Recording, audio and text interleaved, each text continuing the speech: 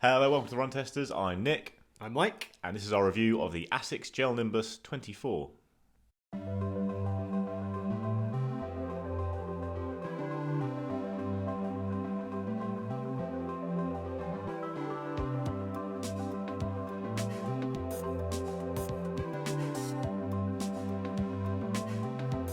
Right, let's start with the price of the Gel Nimbus 24 because this has risen. This is now £165 in the UK, but only $160 in the US, which is a bit odd to me. That's a £10 price rise in the UK from the 23, which is a bit of a shame to see, but there are significant updates to the shoe.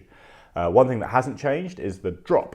It is 10mm in the men's version and 13 in the women's. The men's has a heel stack height of 26mm, that drops to 16mm, and in the women's it's 28 at the heel and 15 at the forefoot. Now the weight has changed and it's dropped because of the new foam used in the midsole here. So my UK size 9 in the 24 weighs 304 grams, whereas in the 23 it weighed 323 grams. Now onto the design of the shoe. The upper is a comfortable stretchy mesh and it's got a very stretchy tongue, which I have to say I really liked. It really did wrap the foot nicely and hold it in place really well.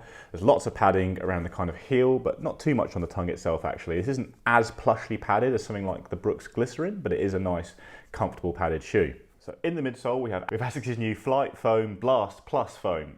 That's really not easy to say. Might be some outtakes at the end of this video. We've got two layers of it in fact. So the top layer is a slightly firmer version of FF Blast Plus, and then there's a softer layer beneath. You can actually feel when you're squidging they're slightly different there.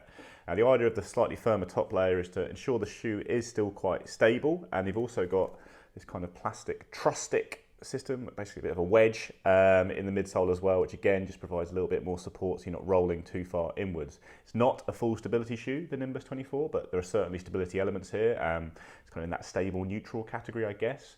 It's worth noting that that there are some differences between the men's and women's shoe. It's a bit softer, the foam on top in the women's shoe, and the plastic shank thing has been reshaped to be gender specific as well.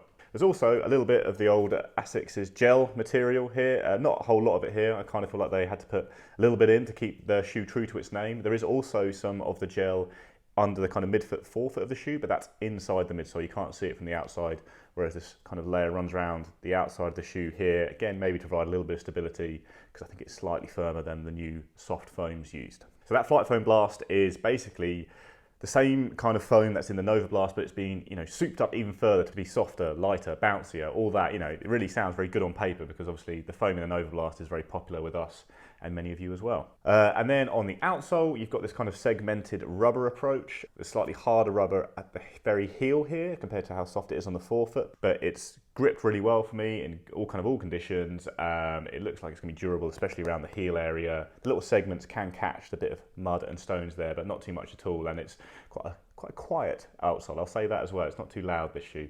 Bit of exposed foam here, but I've not seen any kind of concerns in terms of wear there, just because it's not such a high impact area as the heel and forefoot. Right, let's do a quick word on fit first. Mikey, were these true to size for you? They were for me, so this is mine. This is a UK size 8. I didn't have any kind of major issues in terms of the fit. Nothing kind of uncomfortable on the size of the shoe. I think I had quite a nice amount of space up front in the toe box as well. And it felt for me like quite a comfortable shoe. You've got these nice springy, spongy kind of laces, and the tongue kind of wraps around quite nice and softly. So for me, no major kind of issues on the fit front for me. How did you get on? Yeah, fine. Yeah, I think it's a nice roomy toe box. It's the kind of shoe where someone who's often in between an 8.5 and a 9. I went in my normal 9 and it was fine, but probably would be fine in an 8.5 as well. Tongue's a bit weird, very stretchy job, but I actually quite liked it. It got a nice hold. It was never flapping around. So yeah, good, secure fit at the heel. Everything was fine, true to size. All right, onto the run test. So I did use the Gel Nimbus 23, but this is kind of your first introduction to the line, isn't it? Well, I think I used the Nimbus. The Nimbus was one of the first shoes I ever started running in. So that's not a great kind of reference point, but actually, I actually was looking forward to running in this shoe. And I'm just trying to get a sense of where I'd kind of see it sit in terms of how I would use it. I kind of went out. I've done a couple of kind of longish runs. I've tried to do some quicker kind of interval stuff with it as well to see it kind of handles at pace.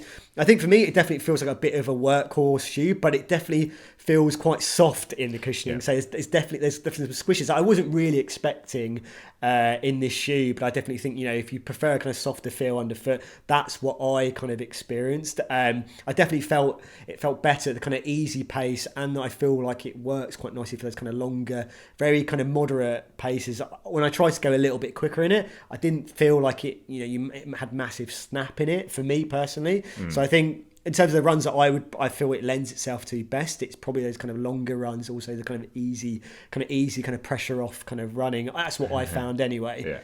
So it was interesting because I did use the Gel Nimbus 23, and this has got the new foam. And when the first few steps on a run, I thought, and big noticeable differences. It's spongier, bouncier, more exciting, more fun.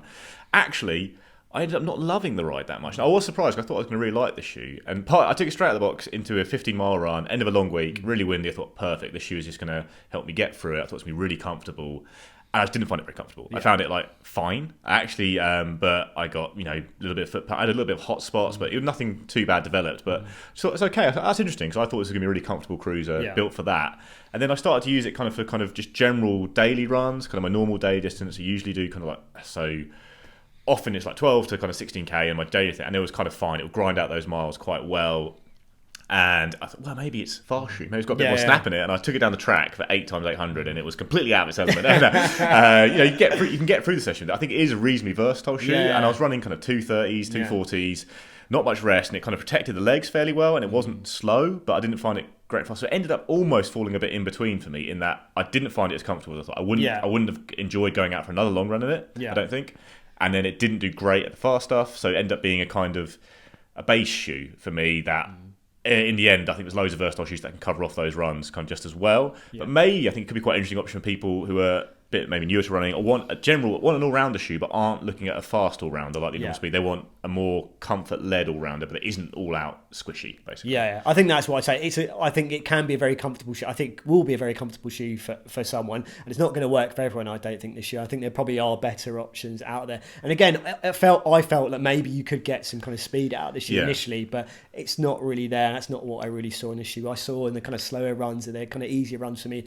That's where it felt it better suited in terms of my testing.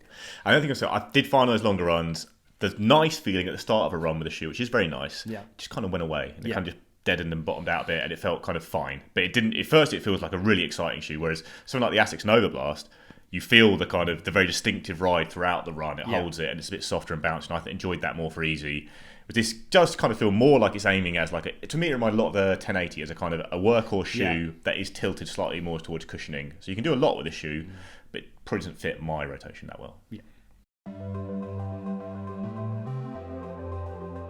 All right, so verdict on the Gel Nimbus 24. I say, Mikey, so this is something you would use. If not, then maybe where could you see it being useful for someone? I definitely think it is a workhorse shoe. I think it could potentially be that if you want to go out and do a lot of miles.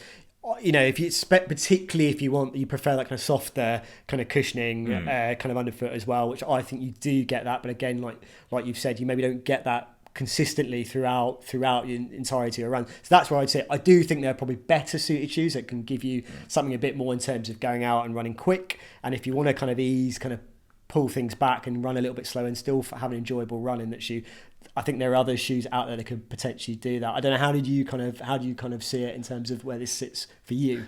Yeah, so for me, it wouldn't work it wouldn't fall that well in my rotation, just because I didn't find it that comfortable in easy runs, and I didn't find it versatile enough to use it. So it ends up in between categories for me, and I think there's a lot of actually shoes I find a little bit more comfortable that are more versatile. Things Nike's Infinity Run or Invincible, the Mad Brook shoe, the Aurora, even the New Balance 1080, and even actually the Nova Blast, which I think is a softer, more kind of fun shoe on easy paces, but then has a bit, just as much versatility as this shoe. So like I said, I think it could fit in the range. I think if you're someone who was already a Gel Nimbus fan, this is a different feel, but I think probably a slight improvement while still doing all the things the Gel Nimbus 23 did well. Like, it's not unstable, even with the kind of soft ride here, slightly softer ride. So I think it will kind of still satisfy those whilst maybe providing a slightly more interesting modern ride. But Yeah, like I said, I think it will be a good workhorse option for lots of people, and I think there were people out there who bring, maybe a first marathon. I think I did my first marathon in an old Nimbus potentially. Yeah. That's the kind of it'd be a great. It's kind of you go into a running shop, you kind of maybe try it on, think this is good, and you end up using it for the rest of your life. It's still got that kind of appeal to it. But if you're really into running, you've got a rotation. I think it's a shoe that ends up kind of just slipping through the cracks and not really suiting me personally perfectly for any type of run. I don't think it would ultimately replace a shoe that's in my rotation at the moment. I think the closest it would probably be to something like the Triumph 19, which I think is quite a nice easy shoe, but you could potentially go a little bit quicker than that shoe. I think you probably wouldn't want to, but that it's more enjoyable at those slower paces. And I think that's where it would kind of rival something, but ultimately I wouldn't swap it for that, I think, ultimately in my rotation. And obviously to get my obligatory mention in, like, I would prefer the Puma Velocity Nitro for pretty much everything compared to this shoe, and it's cheaper. So there's always that shoe, and there's the Velocity Nitro 2. Yeah.